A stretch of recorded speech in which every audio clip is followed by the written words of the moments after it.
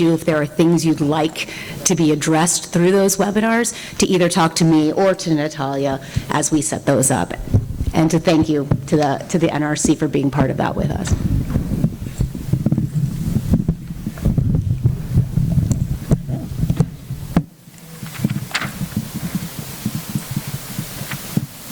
We're missing two. We're missing two. One.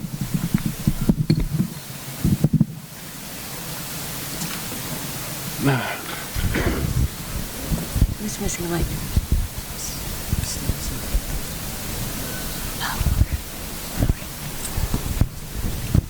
All right. Good morning. So my name is Robbie Bennett. I'm the president and CEO of the Savannah Riverside Community Reuse Organization.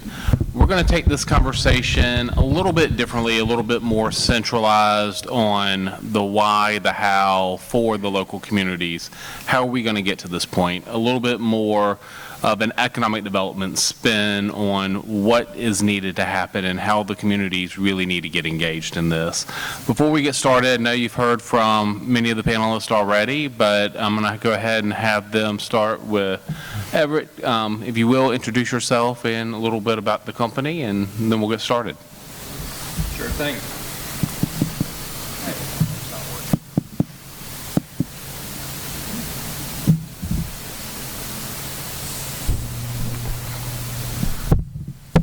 Yep, that one is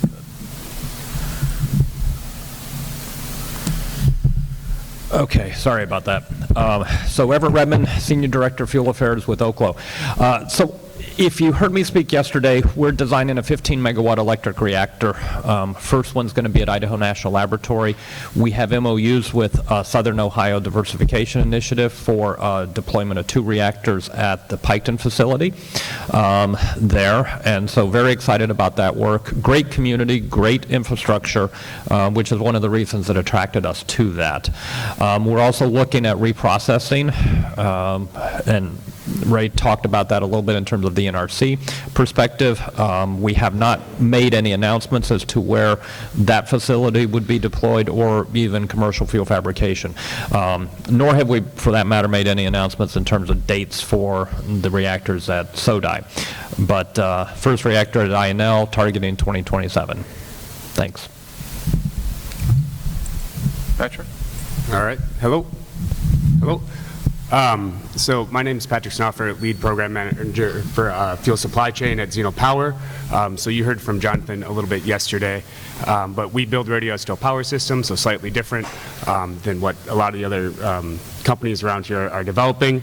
But what we have done is we've demonstrated our technology at PNNL at the end of last year, and we have received our first fuel source from Oak Ridge National Lab, which was a legacy RTG from them, which they considered was going to be disposed of as waste. And so we're going to beneficially reuse that to create our first RPSs for our initial contracts.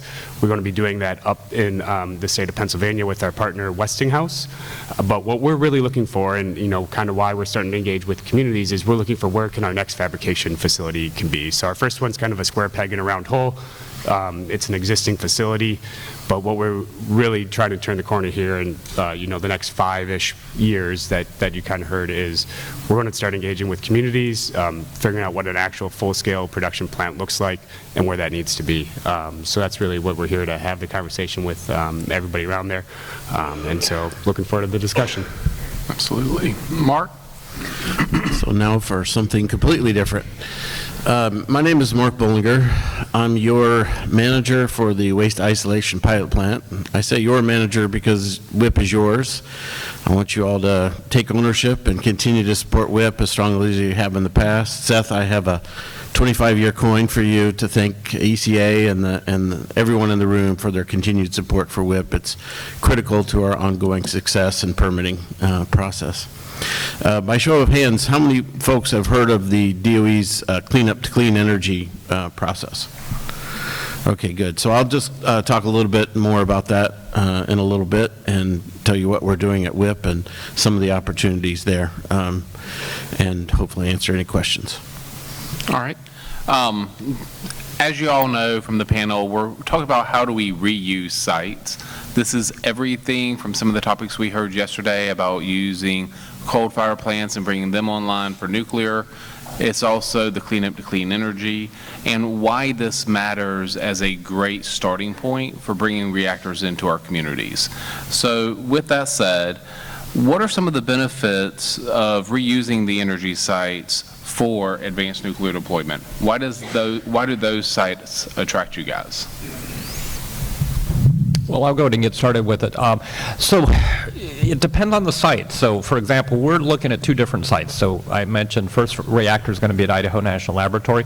So INL obviously has a huge infrastructure related to nuclear power, nuclear engineering. We're doing fuel fabrication out there for our first core, so taking advantage of the expertise at the lab, and then taking advantage of the infrastructure that they have there as well for the deployment of the reactor. So that's kind of almost, very clear cut in terms of the benefits there. Now, in terms of Piketon, what is great there is you're talking about a community that is very well familiar with nuclear, very interested in nuclear, very excited about it, and actually has great infrastructure given the past performance or past mission of the site with gaseous diffusion plants. Plus you have centers located there. So it's really, for that situation, it's a great opportunity to take advantage of the enthusiasm, the expertise, the interest, both at the local and the state level. And we've had conversations in both areas. So it really depends on the site as to what the benefits are, but in both cases, we're very excited by what we're doing. It's not to say that there aren't some challenges when interacting with sites coming from the government, because in the case of DOE, INL, for example, that site is DOE site versus Piketon, which is land that's been turned back over to the community. Used to be a pre-existing site. So 2 different situations. We are going to be NRC licensed for the reactors in both situations, but there are some interfaces that have to be dealt with. So thank you. All right. Yeah, and I'll echo a lot what Everett said, but there's a couple things that I think are important for when we're looking at what Xeno's looking to do for fabrication is we're going to be moving, receiving feedstock material for a lot of our RPSs and then shipping a lot of them out. So we are looking for a community that is familiar with nuclear, that wants nuclear, that understands how to do that. And a lot of those communities already have people, so our fabrication process takes place inside of hot cells. And so that's a very different skilled labor set than you can find, in any random country or a city in the U.S. if you just throw a dart. So there's some communities that have a lot of built up nuclear know-how, both from the safety standpoint. The communities understand that, they're engaged with that, and they have a workforce that's there. So I think that's one of the primary things that we're looking at. The other thing is that I'll mention is we heard a lot about licensing on the last talk. We will not be, we are anticipating doing a Part 30, a byproduct license, which is oftentimes done by the agreement states that NRC has. So some of that, our site licensing can happen at the state level for a lot of it, and that's what we're doing for our first fabrication facility. We're working with the state of Pennsylvania, DEP, and out there and going through that licensing process. So that impacts us a little bit because, wherever we go, we're going to be interacting with a different regulator from that standpoint along that. But it also is a little bit easier because it's at the state level instead of the NRC level where all the other reactor developers will have to be going. So those are some of the things that we're looking for across the process there. Yeah, I think it's an easy answer. It's sort of like real estate. It's community, community, community. Having a community like WIP does is absolutely amazing how supportive they've been. In fact, WIP wouldn't be there if the community hadn't gone to Washington on a regular basis and actually demanded the facility be put there. That's the kind of level of support we had. So the opportunity to put something on the 16 square miles we currently have is real because the community is absolutely supportive, absolutely interested, absolutely educated, and knows what they want to do. To be fair, in the state of New Mexico, at the state level, there will be challenges to overcome for nuclear specifically. But I wouldn't, right now the department is completely supportive of all options. And I would like to welcome Christine. Apologies. No worries. So what's the question? So what are the benefits of using or reusing energy sites for advanced nuclear development? And I know you've talked a little bit about that yesterday. So I think more than anything is re-employing the people that are losing their jobs at coal stations. It expands the conversation beyond what do we need for energy and how do we achieve clean energy, and encompassing the energy justice aspect of this transition. These people have given us power, reliable, affordable power in our nation for decades. Many of these towns were established in a way that when the coal station was built, they bought up all the other land around. It really did become a company town. There was no other place to go work. So I think we owe it to do our best to employ those people first. And we've recently done a study, so I've learned more about what research economists really do. That's kind of interesting. The most important thing here is there's significant crossover between the workers in a coal station and what we do in a nuclear station. We tend to think that nuclear stations need a lot of nuclear engineers. We need a couple, but we don't need a lot. We need engineers, but we need trades. So recently, the information guide published by the Department of Energy and our Systems Analysis and Integration campaign, in that analysis, a research economist to look at job overlap would look at your occupation code. Whether you know it or not, we all have a 6-digit labor code. If it's an exact match, that means not only your education level, but your skill sets are the same. So they can easily transition. There's a 43% amount of the employees in a coal station that have the exact same match as a nuclear station. 73% are only 1 digit off.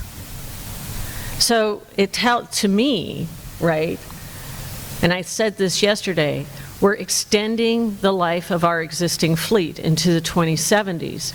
You will not find a workforce for a new fleet from the existing fleet. We have to recruit it.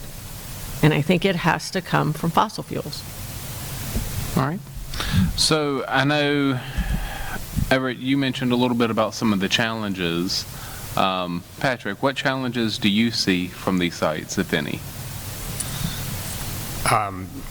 Thinking about some of the DOE programs right now, they're focused on actual production, which is not what we're, megawatt production, electrons. That's not what we're looking for in a site. We're looking for a fabrication site. And so when you look at the clean up to clean energy, that's not necessarily tailored to a company like Zeno. So reusing some of the DOE sites will be probably through a different pathway than that.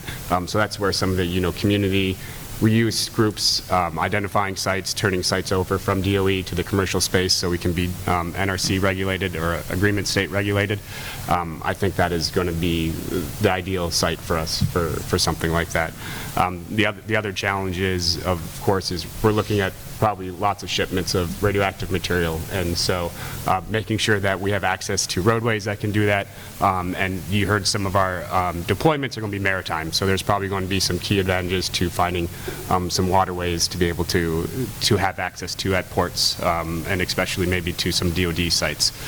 So those are probably two of the things that would be something that we'd have to look for. Absolutely. So as we look towards the communities, how are y'all currently engaging the communities? What do the communities need to know, and what can the communities be doing to support you as we're talking with our sites, as we're talking with our congressional leaders to help through this process to keep nuclear moving forward?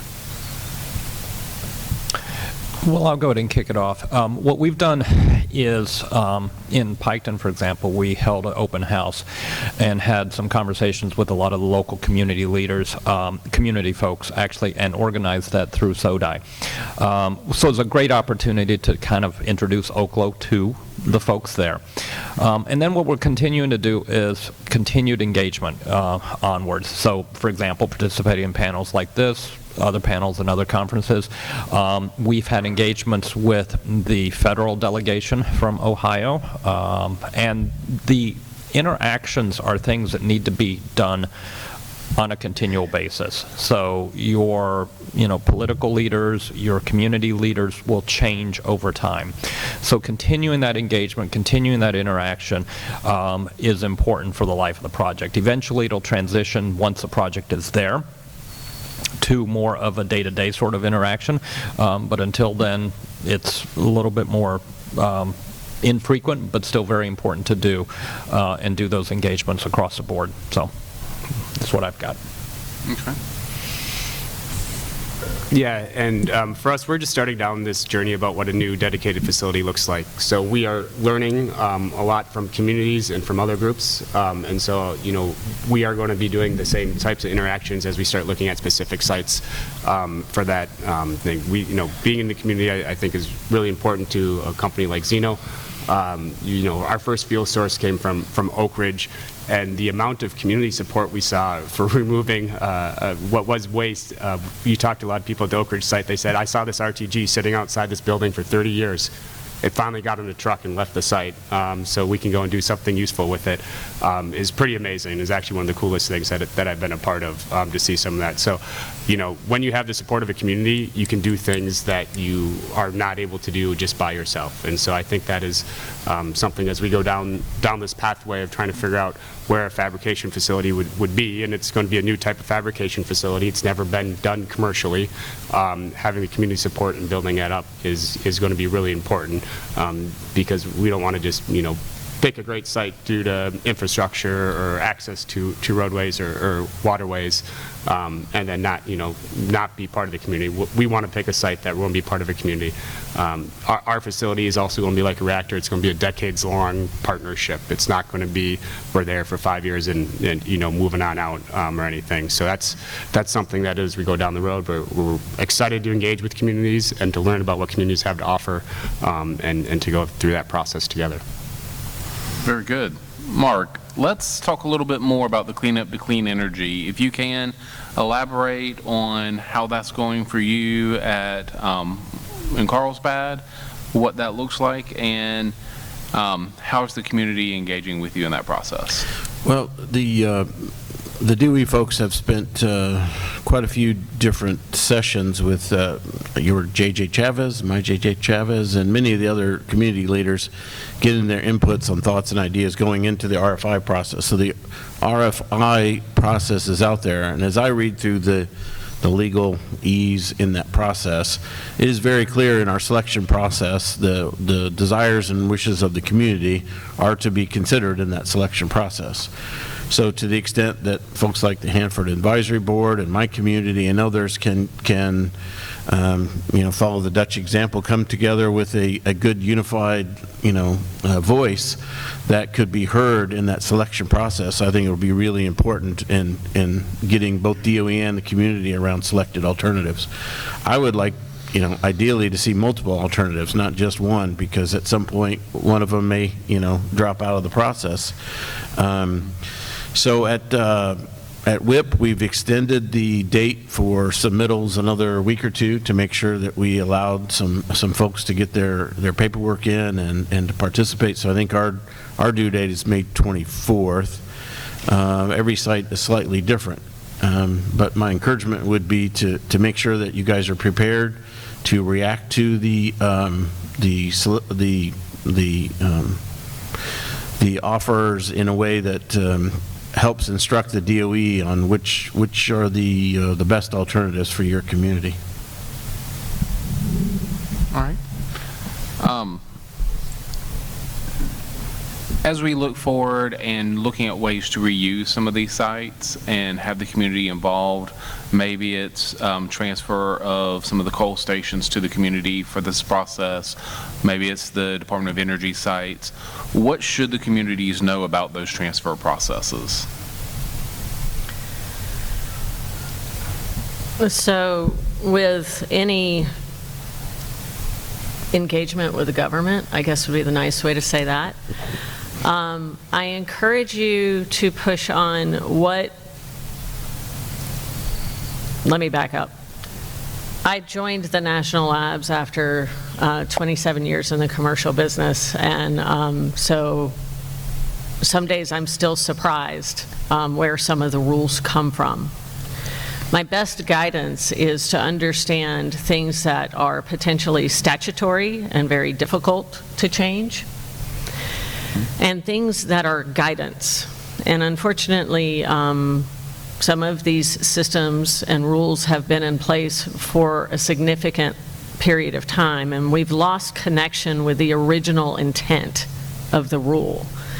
And we tend to glom on extra things to that rule. So as you're going through a transfer process, and you're working with probably more lawyers than you want to, I'm sorry if I offended any lawyers in the room. I really like you guys and ladies.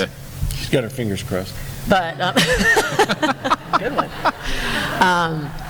But I think it's always important to understand the intent behind the rule or the term or condition that you're trying to change. Because sometimes in the government, for example, we, especially with nuclear technology, we will add on to a convenient rule.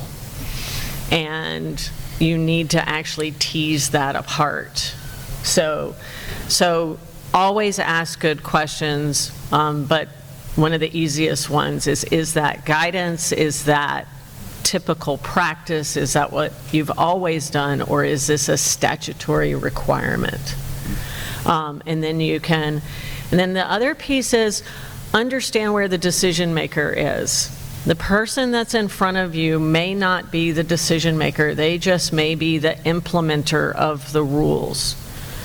And it's not being rude to ask, can we elevate this and, consider some alternatives, and try to elevate those things maybe quicker than you would normally do, such that, because there are people in the system that are trying to look at doing these commercial ventures, but understand for the Department of Energy and for the National Labs, this is somewhat new territory, right? Especially the transfer of land and sites, and so it's not that we haven't done it before. It's just been a while. I will say, I think the SODI project, I would call them first and get any best practices from that group. I think the speed at which they have transferred the land there has been phenomenal. Robbie, if I may. So there's a couple different things to think about when you're looking at sites, whether you're dealing with, as we are, dealing with DOE land or dealing with land that's been transferred to another organization. The latter tends to be a little bit easier. Recognize, to Christine's point, that you need to understand who the decision makers are. But the decision makers at one site at WIP are not necessarily the same decision makers at INL or Savannah River, because you're also dealing with different offices within within DOE, so Office of Nuclear Energy for INL, Office of Science for Oak Ridge, for example. They have site offices, and what happens at one lab may not be the same as what happens at another. Unfortunately, it'd be nice to get the same thing there. The one thing I'd encourage folks, though, is when thinking about reuse of lands is customers. So, and I've had conversations with some folks during this conference. I mean, there's opportunities to co-locate customers with power generation. The power generation is going to come if there are customers for it. And so that's something that communities can help do, is do some of that mating. You've got lands that you may want to use, or federal lands to reuse. Look at the mating there and help out with that. The last thing I'd mention in terms of reuse of federal lands is keep in mind you may not be dealing with just one federal agency. EPA, for example, regulates some of DOE's actions.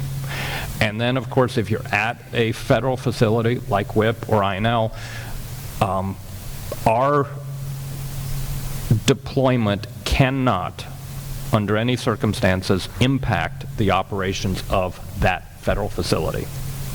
That's their first primary mission. The land's reuse is secondary. So just something to keep in mind. If you're having trouble figuring out who to talk to or how to unravel it, call the GAIN team. Very good. Can I also add one thing about co-locating? And so there's a couple companies you've heard about reprocessing fuel or fabricating fuel and things. And for Zeno, we use strontium-90, which is a fission product that is found in reprocessing fuel. So as you go down that pathway, if that, a siting gets there, it actually would be very beneficial to have the strontium-90. You can process it out, have a processing line that takes it out, and then you could have a company like Zeno fabricate RPSs right next to it in kind of a little complex, and they could fabricate the fuel for the advanced reactors on a different one, so you could get to some pretty good sites, which minimizes a lot of transportation and a lot of logistic costs. You do have to worry a little bit about co-locating, about impacting other facilities, but that can be a thoughtful plan to go about doing it that way too. Let me add a little bit. So in terms of examples, there's also one at Brookhaven National Laboratory, for those of you who know where Brookhaven is out on Long Island, where they did take a section of the facility and they turned it into a clean energy facility through a lease agreement. And that's our intention, is to use lease agreements.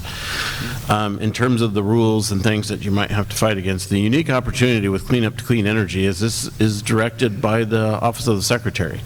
So very, very few things that we work on like this have this sort of power and rare opportunity to sort of not necessarily go against all the rules, but to use a different set of rules and to look at things from a completely different set of ways by carving out a fence and allowing you to do something completely different that you wouldn't normally be able to do on a DOE facility by using that lease agreement and indemnifying the government for what happens. One common set will be that the attorneys involved will be the same. Oh, you had your hands over. So, Just one thing, no microphone. Just one thing, can you turn the microphone on, by the way? Just one thing, we've been doing land transfers for the past 28 years. Anyway, we've been doing land transfers for the past 28 years, and I think Mark's point is probably one of the best ones. When the department wants to get something done, it can actually happen in a reasonable period of time. We still have to do NEPA, but they can do EAs, which happen much quicker than a full-blown EIS. So, but any land transfers themselves, the Sodai one took years to occur, but it had happened beforehand. And so you've got a lot of communities in Oak Ridge and other places where it can happen ahead of time. So all I suggest is you get on it real quickly if you want land. The communities can get it for free from the Department of Energy for land conveyances and leases, and then they can sublease it, or they can then lease or convey it out to a third party. But understand that there's a process. ECA has tons of guidance on this stuff for all the communities, and we can get you in touch with everyone who's done it before as well, because the lawyers are really good on it. So we're going to, full disclosure, I have about 20 years in economic development experience. So how we handle projects, we get these RFIs coming in from companies, and then we have to fill this out, and we get dwindled down. The whole thing is a process of elimination. In this scenario, there seems to be more of an appetite for the communities to come to you versus having to dwindle down the number of communities. So that being said, how many of you in the audience, raise your hand if you represent a local community? Keep your hand up if you want to have nuclear in your community. All right, so for all of these guys raising their hands, how do you want them to reach out to you and communicate with you to let you know that they're interested in your products, your processes, and providing support to you? Well, I think, I mean, opportunities like this are great. I've had conversations with some folks that have come up to me directly. Certainly, that's a good way to start a conversation. Also, as I said, you know, if you can, at the end of the day, if you're going to build a nuclear plant, I mean, if you're building a fabrication facility, a little bit different, and ultimately we'll be doing the same thing. There's different motivations there. But if you're building a nuclear plant, a electricity generation facility, or using the steam, you do have to have a customer. So having that conversation with us about potentially the co-location of, you know, reactors with a customer, or helping with that conversation with the local utility or something like that, is very important, because you can help make those connections and drive those conversations, and that will help us. Yeah, I mean, I'll echo it. We're just starting down this path, so, you know, seeking us out, talking to us, you can find us or email us. We're very open. We're a young startup company, and so we're open to finding all opportunities. We don't have a path set way in stone. So we know there's lots of things that we don't know, and a lot of locations and localities we don't know. And so, you know, I'd probably say that's true for a lot of different companies. And so 100%. You know, it's hard to search the whole map yourself. And so it makes a huge difference if localities actually want nuclear asset in there, whether that's a power generation or a fabrication facility, or the supply chain fabrication portion of it. You know, it's hard to scour that all yourself and pick that down. And then if you do it that way, you may not pick a community that actually wants you there as much as somebody else. And so it's just talking to us, I think, is probably the easiest way. So. Go ahead. Yeah, I'm just going to warn you, you might want to end on a better note than this one. Okay, so let's have the community hands again. Okay, so now hold up how many fingers on a daily basis, how many jobs do you have in any given day? There should be 2 hands up now. All right, start to see some honesty out there. Okay, and how many of you know where to start with nuclear? Okay, you have the easy one. You're not allowed to answer, Brian. You have to ask who's interested in nuclear again, so you get a picture. Okay, who's interested in nuclear again? All right, let's do that. Nice. Okay. I absolutely want to help you get to the point where you're calling developers and you're comfortable in that conversation. Nuclear can be a difficult technology, but it doesn't have to be. Okay, so I think that's one of the most important things to do, is to engage with the national labs and the Department of Energy, understand the things that are going on, understand the RFIs that are coming, and deciding whether you're interested in that. I do get it that on a daily basis you are not reading every newsletter DOE is pumping out and every funding opportunity and every website that we've created. But there are folks within the Department of Energy and within the national labs that it is our mission to help you navigate that land. So don't be shy about, if you don't know where to start, reach out, and we'll get there. We'll help you get there. We'll help you decide, is it a reactor? Is it an ecosystem? What do I have to offer to the developers? And we'll help, and even help make that introduction as well. Yeah, I'd say in this clean up to clean energy environment, you need to bring, you know, as a community, bring your favored ideas, thoughts, companies to the table through this RFI process. If the process doesn't perfectly fit for you, that's okay. I would still submit whatever it is that works best for your community, because again, the DOE is very motivated to make something meaningful happen. Even if it's not 200 megawatts or whatever the case may be, I would bring it. If you need an extension, I would ask for that. If you want to do something outside of this process, I would bring that forward as an unsolicited proposal or request for land. There's lots of ways to make these things happen, and they don't have to perfectly fit inside a box, especially in this particular case where we're as motivated as we can be. Yes, sir. Christine, I'm the only slowly and repeat and explain most of the things that you discussed, whereas nearly everybody here already understands what you're talking about.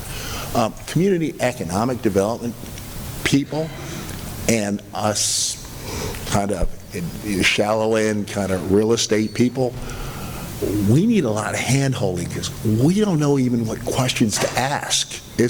I get DOE on the phone and they dismiss me because, oh, this guy's the village idiot. Well, I am. I accept that. But I represent a lot of villages that have lots of idiots. And at the end of the day, you have to come and open us up to, or even look at a site and say, David, you're right. That really works. Yeah, workforce and existing supply chain and community acceptance, wow, we like it. Or, David, you're an idiot. That'll never work. Leave us alone. Either way, though, it's not a simple process where I call you with all the questions in my mind and ultimately approach you where you answer me. We desperately need help because many of these communities that can actually provide the real estate that you need don't know what they're sitting on, don't know the questions to ask. At the end of the day, we are just blown away with this process of Form 573 followed by Form 1518, which results in a call to somebody else that has something else to do. And here's something I just heard. I want to make sure I get this right. Savannah River has invited an opportunity to bring clean energy to their site for development. And of course, what are they thinking? Solar. No, that's what they want. But then it's an open invitation. Are they also saying that possibly we could bring developer to their site to actually build these reactors, these modular reactors and components, and then barge the components to specific locations for final assembly? I mean, are they thinking maybe further along than just solar? But again, those are my questions because I need a lot of hand-holding just to know what questions to ask you. But so, is there a way y'all can help us? So I will echo, he is right. The hand-holding is going to be necessary. From an economic development standpoint, you do have a lot of people who, we are about 300 miles long and wide, but about an inch deep, because we're dealing with industry from across the world right now. Right now in economic development, you will see projects, just in our region alone, there's probably 5 projects that are between 200 megawatts and over 350 megawatts that have really good opportunities to happen. So this idea of co-location is something that's very real that we're all looking at, but it comes back to an NRC timeline process. How do we work with those timelines? What are those opportunities? And how do we have the right conversations with those partners? So there's a step you can take before that, and you know I'd never call you an idiot, so that was not fair. That was not fair at all. Even yesterday when I talked about the timeline, and we immediately jump into the early site permit, right? And we jump into things that are your decided nuclear, you know what you want to do generally, and you're often running into regulatory space. There's a lot of pre-work to get to that point. From a siting perspective, you can screen your site. You don't have to do a full siting assessment to know there are exclusionary and avoidance factors. The EPRI siting guide for nuclear stations is a publicly available document. It's really long and you're not going to want to read it. But we have people that know how to do that. The screening that we did at the Coronado Generating Station and the Gent Station, you know, these are lower level things. Oak Ridge National Lab has a tool called OR Sage. It's a GIS-enabled tool by which we can screen large regions, okay? So we can look at the criteria, not only the criteria of siting any kind of nuclear facility, but you can also plug in the criteria of the land that you have, right? Whether it's a positive or a negative. For example, if you, one of the things Katie and I have been talking about is remediated coal land or coal ash. Can we build on that, right? It's a little bit of an unknown right now because of the radioactive materials left in a coal ash, whether it's dry or wet. But there's a lot of things that you can do before you're into, I don't know what form you quoted there, it's, I think it was 1518B32, you know, but there are things that you can do. I would encourage you to look at the pre-work and screening, and yes, we can help with that. So we're about to our time, but I want to ask Christine a follow-up question on what you just said. So when you're going through that screening, how much time is that taking? What kind of cost would it be from a city or a county to invest into those sites? So the screening that we've been doing with about 10 to 12 factors, we've been, oh, actually, I just got a cost estimate in my email last night from Oak Ridge, so I'll go with that. For doing a service territory for a utility, using their criteria plus some of the criteria for citing, those initial criteria for citing nuclear, we're able to do that for $250,000. I'll just say this is a large utility, so their service area is pretty big. Right. But it's not $1 million. And what that does is it gives you the confidence to invest more money in your site or in marketing your site or deciding that you want to go down a path of licensing. But it, you know, if you go and ask a nuclear-related contractor, I want to license my site, that's $1 million in 3 years. Because that gets you to the end, that gets you an NRC license. Screening is the key word. Okay. My question is probably mostly for Mark. The first one, I have a couple quick questions. But one is, you know, we hear a lot about an order book, but we also hear about the need for customers. So in the Clean Up to Clean Energy Initiative, what is the possibility for DOE to be a customer for a clean energy generation facility? That's very good, actually. I'm quite hopeful that any Clean Up to Clean Energy agreement that we make, that I can be the first customer. I would like to have backup power for my entire plant. I would like to have primary power for my plant, but my needs are far less than the goals of the program. The goals of the program are order of magnitude more than what I actually need. So it would be very convenient for me to have near-site, on-site power that actually ties into the grid right at my facility that I can turn into basically more reliable waste emplacement for decades to come. So I would expect that most DOE sites, unless something really happens and the costs, you know, go through the roof for some reason, right? Like everybody else, we have to be the stewards of the taxpayer's dollar, and if I'm trying to run a plant and I have to spend 10 times more on my energy bill, then I'm doing less waste emplacement, so I can't do that.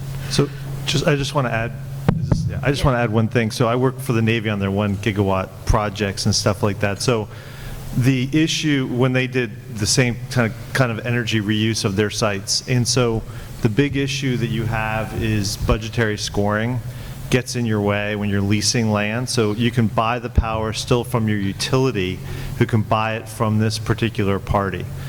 You only have a 10-year authority to buy, and these projects are obviously longer than 10 years. So there are ways to do it, but the resilience piece is something that the Navy was really able to accomplish because they were able to access it right on site. And that was something that really helped, and is helping a lot of military bases. And I'm glad to hear you say that, because I think that's a great way to access the power when necessary, and maybe a way to get rid of diesel generators and other types of things at the site. Follow-up question, whoa. My follow-up question is more for Everett and Patrick, and that is, you all have mentioned recycling, reprocessing. Patrick, you mentioned strontium. Does what you're doing, could it potentially help with the cleanup of the DOE complex? Well, so the short answer to that's yes. I mean, we're reusing 5 metric tons of the material from EBR2. So they're processing DOE, INL's processing the EBR2 fuel, not for making HALEU. That's actually a byproduct. They're doing it because they're getting it ready for disposal.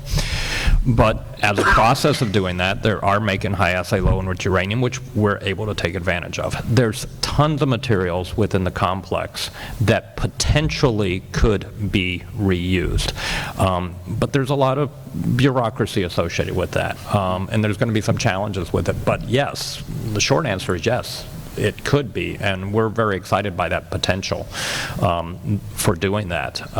And before I turn to Patrick, the one thing I'd like to emphasize is this is a very exciting time. I mean, there's a lot going on right now. There's huge demands for power. You heard it yesterday talking about data centers and others. We hear it talking to customers. If I came across as negative in regards to working with the department, I didn't mean to. We're actually doing very well with the department. Very much enjoy working with them in terms of siting out INL and then also what we're planning to do with Piketon. My only point is it's sometimes not the most straightforward. Sometimes it's like walking from here to the door. Sometimes I got to make a left and then make a right and work my way there.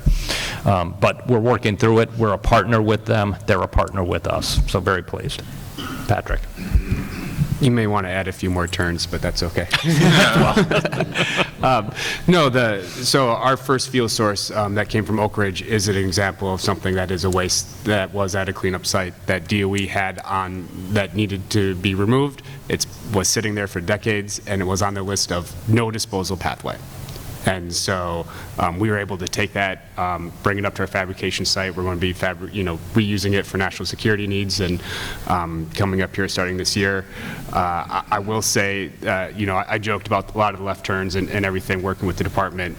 It was a great public-private partnership, both at the site level and at headquarters level, to be able to do that. And so while it may be a lot to get through some of the bureaucracy, a lot of people in DOE want to do a lot of good things right now. And so it's an exciting time. The Clean Up to Clean Energy piece shows that initiative. It is coming from the Secretary. That is huge. And so I think, Mark mentioned that there might be some flexibility from their initial just writing and what they write down for what they think they need.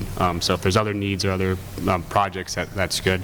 As far as using other things across the site, out here there's a whole bunch of strontium-90 here as well too, at the Hanford site.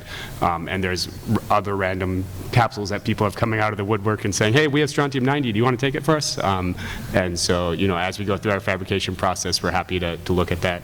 And of course, as what I hope would become a future where we have advanced reactors and recycling, we can help turn some of that extra, the strontium-90, which is now considered just a waste for geological repositories, we can actually turn that into more energy. So when you think about the whole fuel cycle and the future of the nuclear fuel cycle, we can really reuse a lot of these things, and it's a pretty exciting time right now. So I think one of the most important things is getting the right partner with the DOE that's helping you figure out ownership issues, value of what you're asking for, how you navigate the transfer aspect of these things. I absolutely agree that what they're doing is helpful in the end for the DOE's responsibility for nuclear waste and final disposition. And certainly they're motivated to make the volume of that as small as possible. But there's so many parts of that puzzle right now that are in transition. And until we have first movers like these folks that are, similar to like we've got first movers taking new reactors through the NRC, we need people that are doing this with the Department of Energy, that are that are pulling apart the rules to show how it's possible. So I think that, please, please, please, to the developers in the room or others that are considering this, please do this. This is how we change the system and make it easier to do what we need to do, which is reduce the waste for ultimate disposal. Well, join me in thanking the panel. Appreciate you guys and your feedback. Obviously, a lot of communities want to talk to you. Please find them, talk to them, and help keep this initiative moving forward. Thank you.